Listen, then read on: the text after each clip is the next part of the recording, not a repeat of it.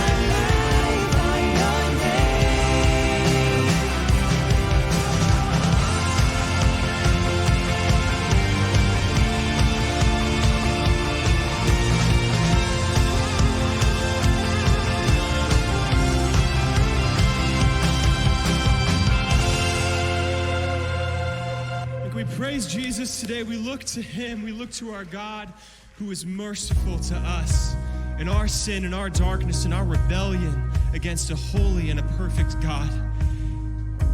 He showed his face to us in graciousness and in mercy, and he is faithful to continue doing that all our lives. We look to him today. He is faithful.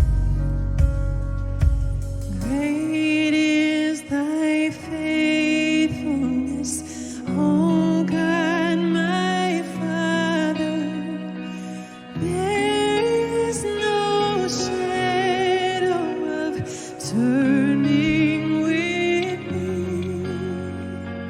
Thou changes not, thy compassions, they fail not. As thou hast been, thou forever will be. Great is thy faithfulness.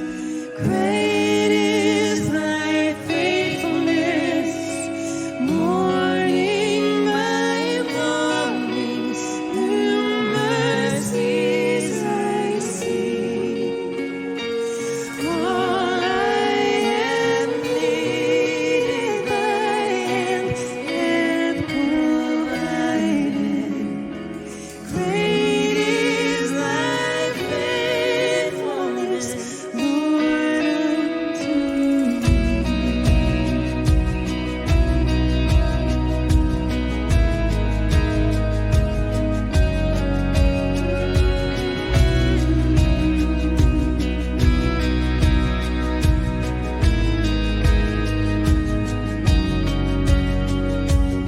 Summer and winter and springtime and harvest, sun, moon, and stars in their courses above, join with all nature in manifold witness to thy great faithfulness, mercy, and love. Great is thy faithfulness. Great is thy faithfulness. Morning by morning, new mercies I see. All I have needed, thy hand hath provided. Great is thy faithfulness, Lord, unto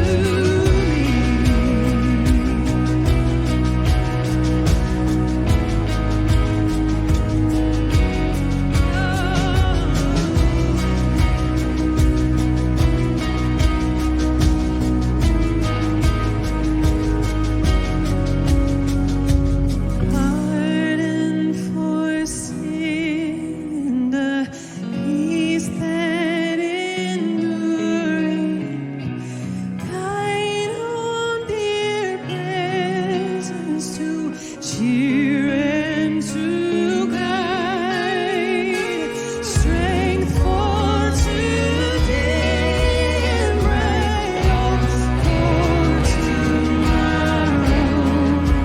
Blessings abide within 1,000 beside. Oh, great is thy faithfulness. Great is thy faithfulness. Morning by morning, new mercies I see. All I have needed, thy hand hath provided. Great is thy faithfulness, Lord, unto me.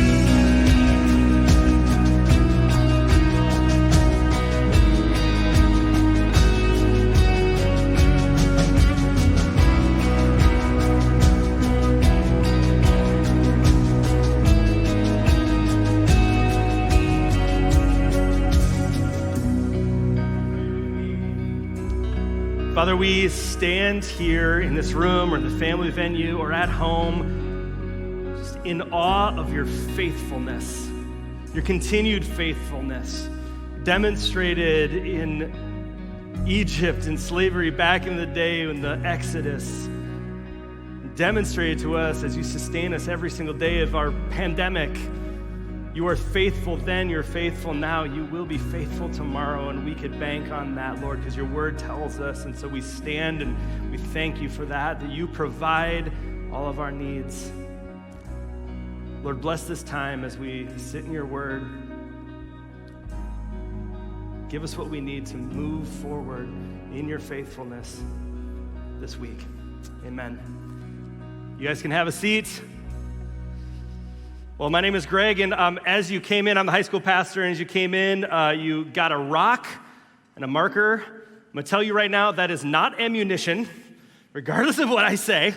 Thanks, Nate. You're going to hold on to that, and at home, if you don't have a rock handy, you might want to grab a piece of paper and a pen or a rock from in your garden. But hey, if you were to go into my office at my home, you would find the typical office-y things. You know, you'd find a computer, you'd find a printer, you'd find some books, but you might overlook those things because your eye might be drawn to some of the more unique items in my office. I brought a couple of them here with me today to, in a sense, show and tell. The first item is a framed movie ticket stub from Pirates of the Caribbean 3, circa May 25th of 2007. It was the midnight showing.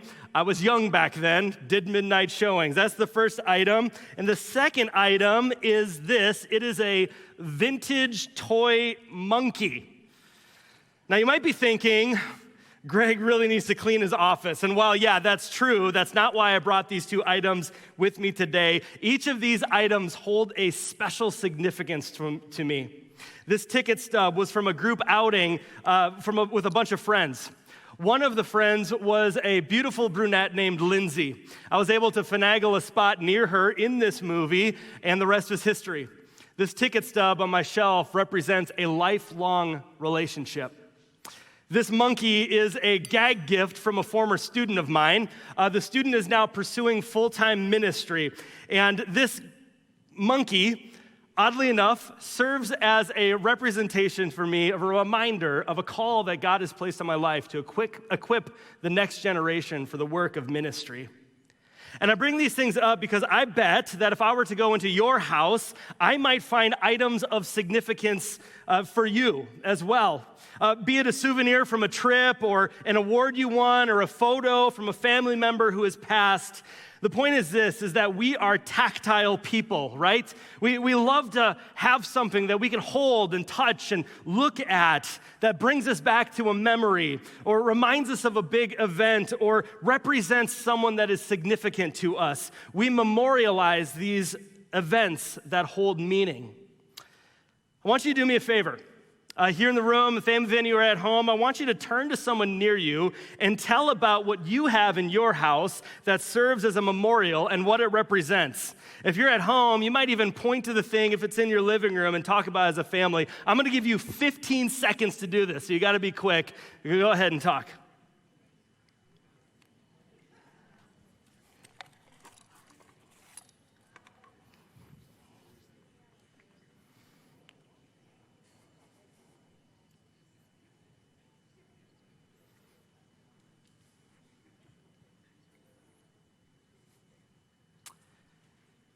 Great, I love the murmuring. Thanks for doing that. Hey, you want to know what you just did? You just passed on the meaning of something using a memorial. You just, in a way, applied our message today without even hearing it. How cool is that? You are living biblically. Let's go home, right? Well, hold on, I still have you for like 28 minutes. But in this time, what we're going to do is we're going to learn about how important a simple exercise like this is, both for the one sharing it as well as for the one hearing it. How these tactile memorials that we place in our homes can become tools for us to go back to moments of God's faithfulness and to share those stories of faith with the next generation. That's going to be our focus today. Our text is Joshua chapters 3 and 4. And as we jump in, we are concluding today a 12-week series about the Israelites' journey, which began as an exodus from slavery in Egypt and led them to the entrance of the Promised Land. It's a journey that should have taken them just a handful of weeks, but because of events and, let's be honest, the sin of the people, it's a journey that took them over 40 years. And there are many high points in this journey, in this road trip, that we've talked about in previous weeks. We talked about how God opened up the Red Sea for the Israelites to walk through, that God established the leadership of Moses, that God delivered to them a binding agreement chiseled into stone tablets from a mountain, and that he promised his presence and gave them his victory over those who opposed him. We talked about all of these really great moments in the Israelites' history. But we also talked about all the low points in their journey as well. How these people complained like constantly. How they were a breath away from turning around and going back to Egypt like multiple times. How they bowed down to idols. How their leader Moses disqualified himself. And they wandered in the wilderness of the Sinai desert until an entire generation passed away. But here we are as we open up to Joshua 3, 126 chapters of biblical text since they first set out on their journey. And they are now with the footsteps away from walking into the Promised Land. As Pastor Randy told us last Sunday, they have a new leader, Joshua. They are a new people, often referred to as the children of Israel. And they are populous. Many scholars believe that they number over 1 million. But they have the same mission: to walk into the Promised Land that God has given them and to their ancestors. And as we jump into Joshua 3, they are at the end of their wandering, just about ready to cross over and receive that promise. And so jump in with me in verse 1 of chapter 3. It says, "Early in the morning, Joshua and all the Israelites set out from Shittim and went to the Jordan, where they camped before crossing over." Here's the location. They are on the east bank of the River Jordan. On the other side is Jericho and effectively the Promised Land. Now, there's a subtle detail that you might miss and you won't catch until you read later on in the story. But the timing of this, from our perspective anyway, it's all wrong. It's springtime, which you would think is quite a pleasant time to be camping by a river. But springtime is when the rainwaters of Mount Hermon from the north run down the mountain, pour into the Jordan River, and flow down to the Dead Sea in a furious pace. Springtime is when the River Jordan floods, and it is not a time to be crossing with you and 1 million family members. What I want you to do is I want you to imagine being an Israelite parent at this moment. You pack up your bags, you take a couple-mile trek to the Jordan River, you pitch your tents, you get your kids all settled in, and you walk down to the Jordan River. What you see is a river that is about a mile wide. It's dirty and it's raging forward. What you hear is the continuous roar of the waves as they careen downstream. What you think about is your kids. Little Enoch, who could barely tie his sandal, and Miriam, who can't doggy paddle to save her life.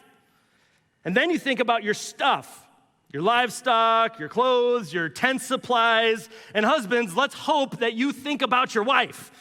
Like if you are carrying all this stuff, trying to get a donkey across a mile-wide river, your wife is probably caring for the kids, and as you're thinking about all this stuff, the reality settles in that this is not going to work.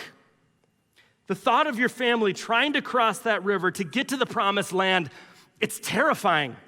You realize that there is no natural way through this. This is wrong. And so you're disheartened.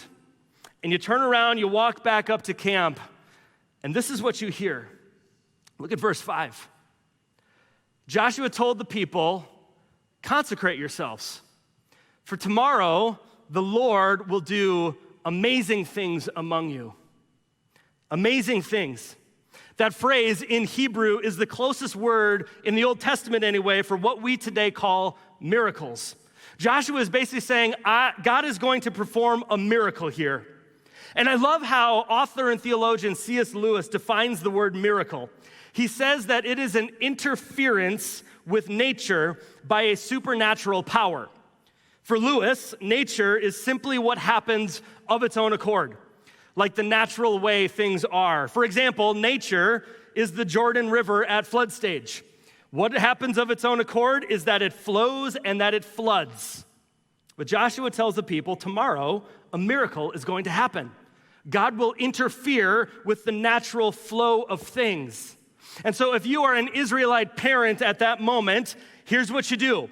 You listen to Joshua, and you consecrate yourself and your family. Consecration, this is a practice for the Israelites. They do it in preparation for a movement of God. To summarize it, it basically involves washing yourself and your family and putting on special outfits.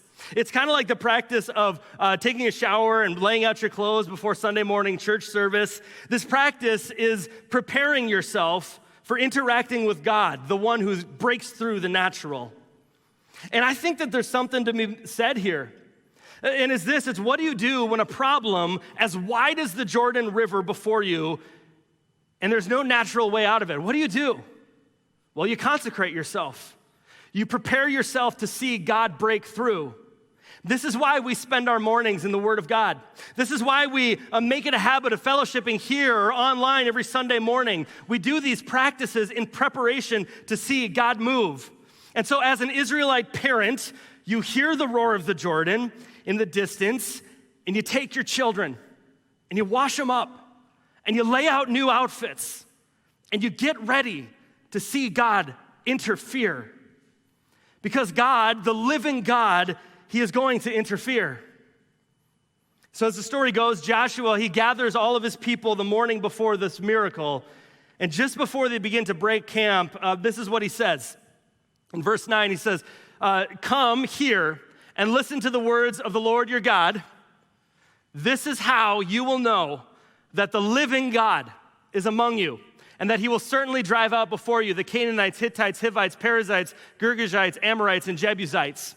Notice the phraseology here. He says, the living God is among you. That's intentional, right?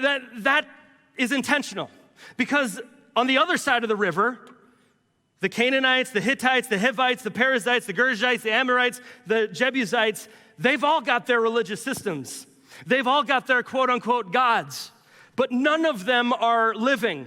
None of them have the power to break through the natural. They can't hear, they can't speak, they can't interfere. They are in of themselves natural. But your God, He's the living God. He is supernatural. He extends beyond the natural boundaries of this world and is able to, at will, affect the natural course of things. He is able to break through with a miracle. And so don't forget in your Jordan-sized problems that your God is alive. Joshua says the living God, He's going to do a miracle. That's what He's going to do. And so I just want you to read with me the biblical text of this account of what God does. Verse 14, so when the people broke camp to cross the Jordan, the priests carrying the Ark of the Covenant went ahead of them. Now the Jordan is at flood stage all during harvest. We mentioned this. Yet as soon as the priests who carried the ark reached the Jordan and their feet touched the water's edge, the water from upstream stopped flowing. It piled up in a heap a great distance away at a town called Adam in the vicinity of Zarethan, while the water flowing down to the Sea of Arabah, that is the Dead Sea, was completely cut off. So the people crossed over opposite of Jericho. The priests who carried the Ark of the Covenant of the Lord stopped in the middle of the Jordan and stood on dry ground while all Israel passed by until the whole nation had completed crossing on dry ground. What an incredible story, right? Again, just put yourself in the place of an Israelite parent. You see the Ark of the Covenant, which is this box that is a tangible representation of the presence of God, and it's being carried into the raging river. You might be thinking, hey, that's a great way to lose an ark. But no sooner does the presence of God enter into that river, the river stops flowing altogether. It stands up in a heap, and you begin to realize that the Spirit of God goes before you, and He provides for you. This is a miracle, God intervening with the natural way of this world. As an Israelite, this event reminds you of a story your grandparents told you. 40 years earlier, a great escape from Egypt, the devil in pursuit behind them, the Red Sea in front of them, and Moses raising his staff at the high waters and God parting the sea right down the middle. I don't know about you, but I find it so incredibly fitting that the exit out of slavery in Egypt and the entrance into the promised land, they're so similar. God, the living God, exerts his power to bring people out of bondage. And God, the living God, exerts the same power to bring them into his promises. And you better believe that this is the same power that is at work in the gospel. I mean, in sending Jesus, God has broken into the natural way of this world with its bondage, its brokenness, and its bad decisions of sin. And he provides a way out of that brokenness and sin by the blood shed of Jesus on the cross, in a sense, splitting the sea of death. And he provides a way for us to experience safe passage into a new life in him, cutting off the flow of death. The greatest miracle God has done is breakthrough into this world through Jesus' life, death, and resurrection. So I got to ask you, how about you? What's your miracle? When has God broken through to you? When has God provided a way when it seemed like there was no natural way? Maybe it was when you realized for the very first time that Jesus saves sinners like you and I. Or maybe it was a time when something so out of the ordinary happened that the only natural explanation was that a supernatural living God interfered with a problem in your life. What's your miracle? I want you to think about that memory and hold on to it for a while, because we're going to come back to that. As we continue along in our story, though, the children of Israel, they cross the Jordan on dry land and they walk up the banks of the promised land. And the moment that the priests who are carrying the Ark of the Covenant, they step foot on the west bank, the river begins to flow again. But not before something very interesting happens. Look at chapter 4, verse 1. When the whole nation had finished crossing the Jordan, the Lord said to Joshua, "Choose 12 men from among the people, one from each tribe, and tell them to take up 12 stones from the middle of the Jordan, from right where the priests are standing, and carry them over with you and put them down at the place where you stay tonight." The Lord says to Joshua, choose 12 guys, one from each tribe, and have them, as they're crossing the river, grab stones from the bottom of the river. And then when they get to camp, there's just to pile them all up. This is interesting.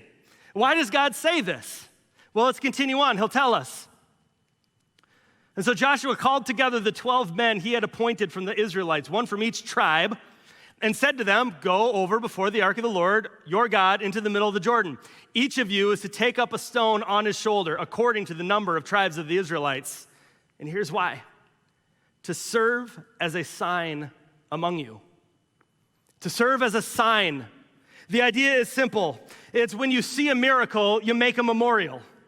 When God moves in your life, be it helping you overcome an insurmountable problem or rescuing you from a pattern of destructive behaviors or aligning situations to bring good out of a mess, you are to respond by memorializing it, by creating a sign that will help you remember this is how we bring worship to God.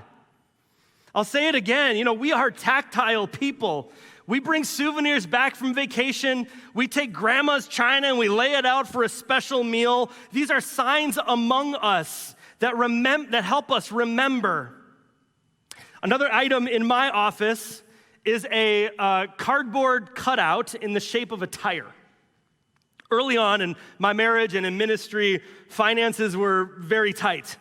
And it was Christmas time, and Lindsay and I, we needed new tires in our 1997 Lincoln Continental. We decided that our Christmas gift to one another was going to be new tires. Super romantic, right? But we thought this was necessary. A few nights before Christmas, I was wrapping up a message for my youth group, and one student just runs up on stage.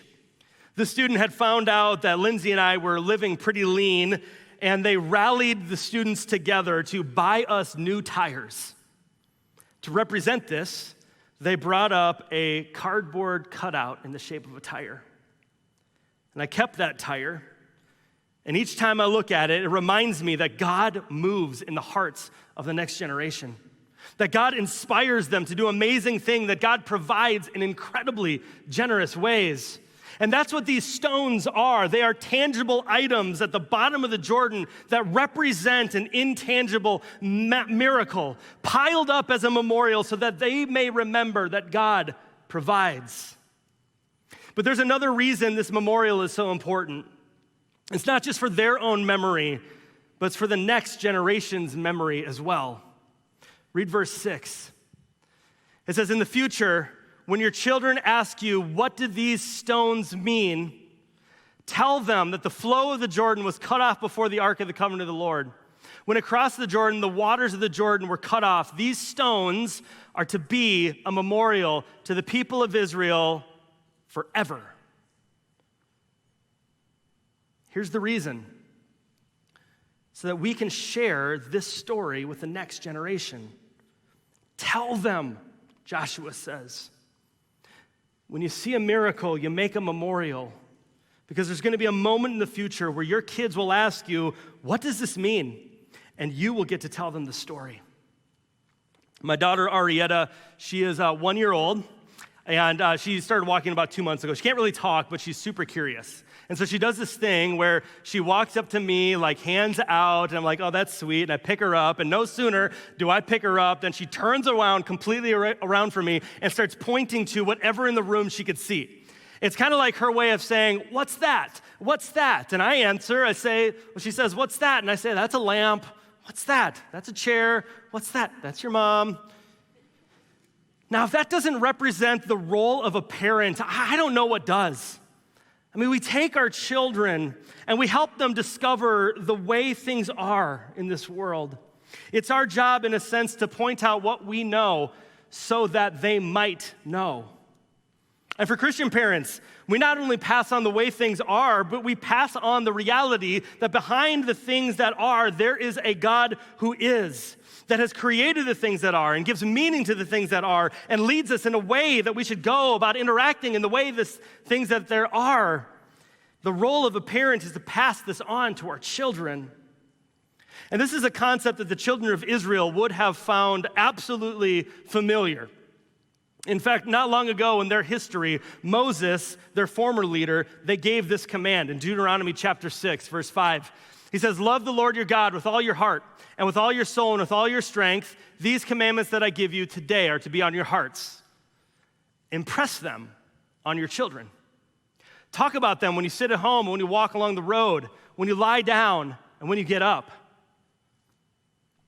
Here's what Moses says. He says, love the Lord your God, and make that the driving force of your life, but also pass that on to the next generation.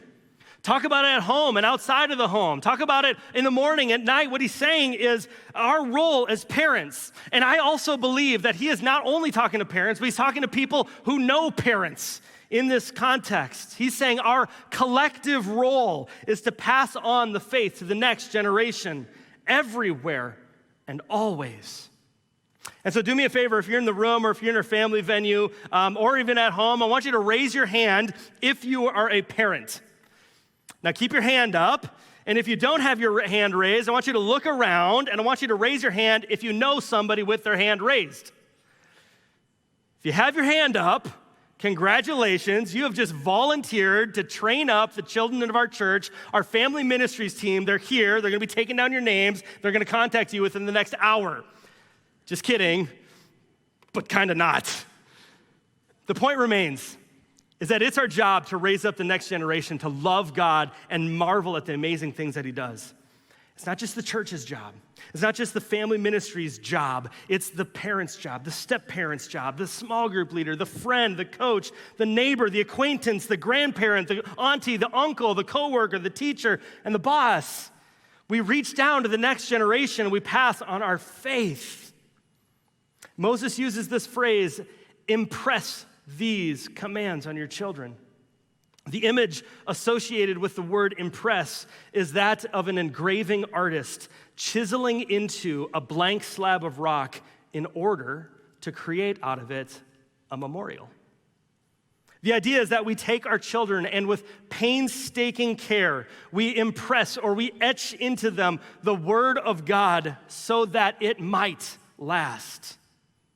This is a great word, impress, because you know and I know that our kids are impressionable.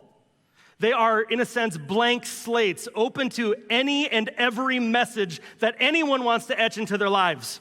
Our kids are trying to figure out the world and their place in it. They're saying, what's that? What's that? What's that mean? And there are so many messages out there that will tell our kids what they think that is and what they think that means. Unfortunately, most of those messages come from a worldview that is irrespective of the supernatural living God. Our kids need the skilled hands of caring, godly adults, parents, step-parents, small group leaders, friends, coaches, neighbors, acquaintances, grandparents, aunties, uncles, coaches, coworkers, bosses, etching the Word of God into their lives, impressing their faith upon them. The big question remains is how do we do that though, right? How do we impress the faith on the next generation? We'll look at the very next verse in Deuteronomy 6. He gives us a way. He says, tie them as symbols on your hands.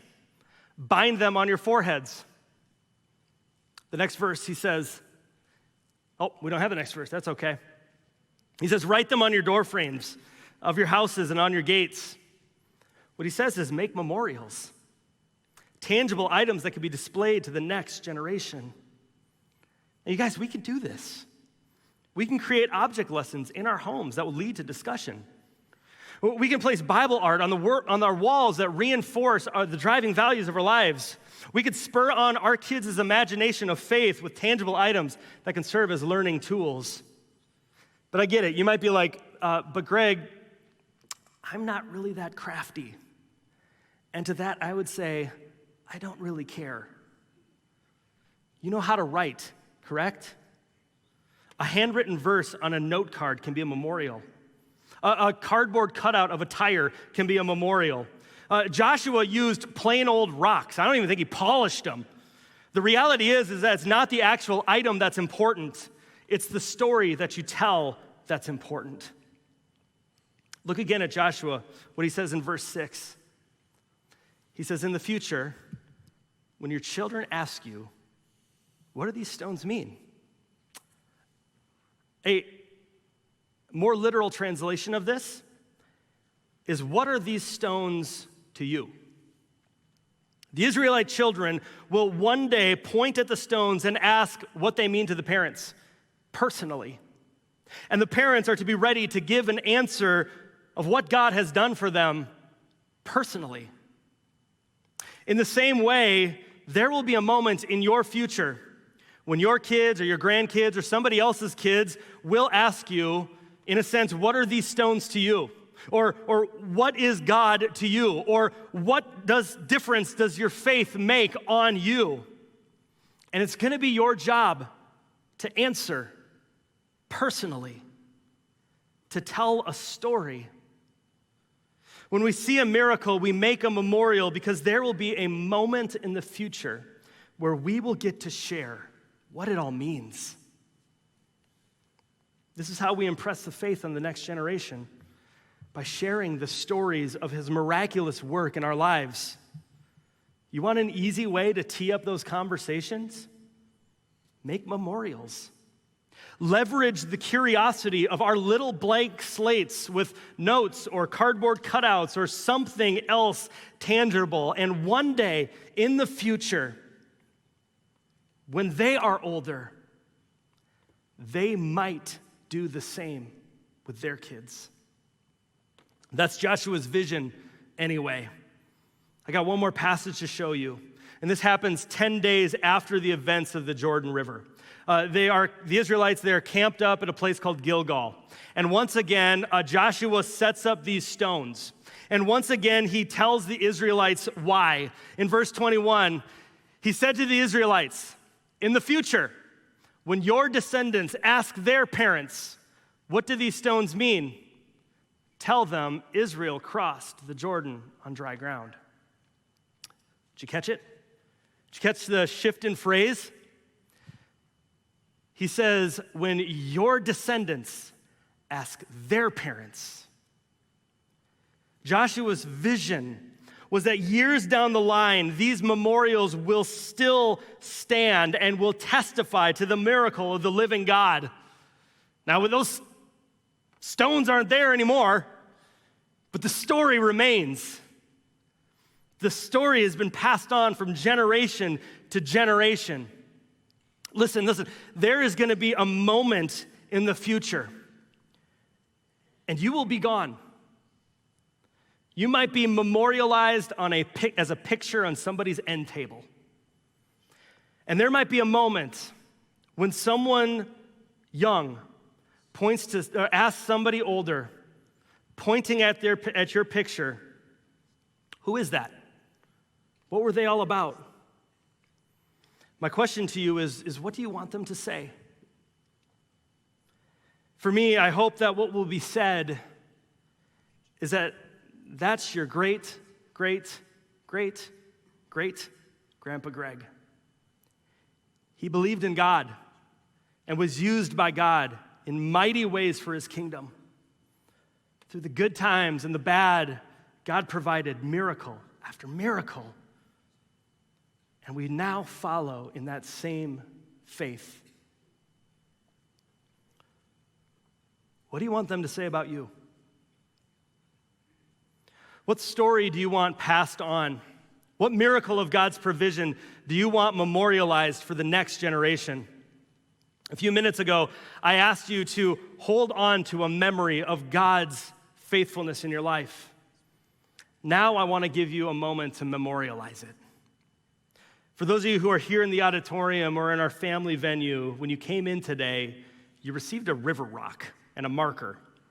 For those of you who are at home, if you don't have a rock handy, you could use a piece of paper and a pencil or even your cell phone, or you can just take note of this exercise and do it as a family at home after the service. But this rock is to memorialize, is to serve, like Joshua 4, as a memorial of something that the living God has done for you. The band is going to come up, and they're going to play a song. And as they play, you will get the opportunity to turn this rock into your little memorial. On one side of the rock, I want you to simply write a 1 or 2 word phrase that describes when you needed God to interfere with the natural course of things. It could be my addiction, or you could write poor decisions, or financial hardship. I wrote on mine accessible home, which represents a great need that I had for my family. And then I want you to flip it over, and I want you to write a 1 or 2 word phrase that describes how God intervened. I wrote provider on mine. And as you do this, our band is going to start to play a song. The song is called The Blessing. The lyrics are actually based off of a prayer of blessing that Moses instructed the priests to speak over the next generation of Israelites. And in the prayer, it says, may the Lord bless you. May the Lord keep you. May his face shine upon you, be gracious to you, and give you peace. And it's fitting that we close a series this way. What Moses desired for the future generations was that they would experience the graciousness, the presence, and the peace of God.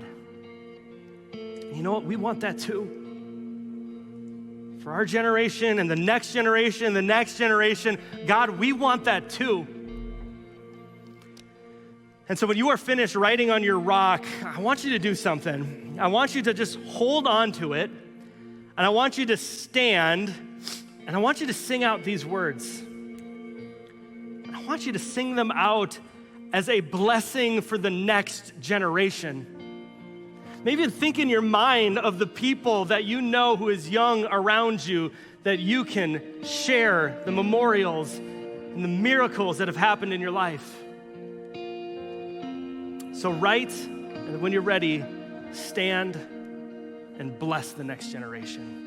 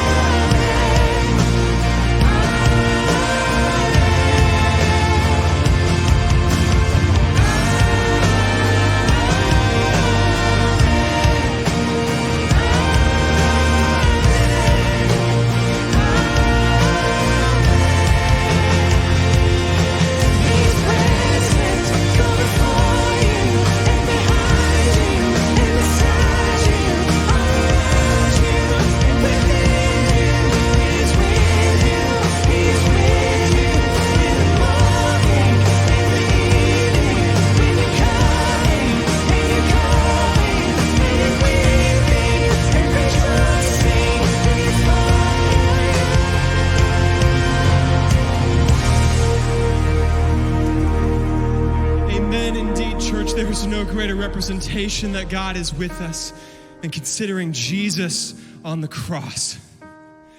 Our God is for us, and nothing can stand against. That blessing finds its fulfillment in Jesus Christ, and it's Him that we look to, that we connect with, and that we place our hope in today. So go this week considering that, encouraged by that, and carrying that message everywhere you go.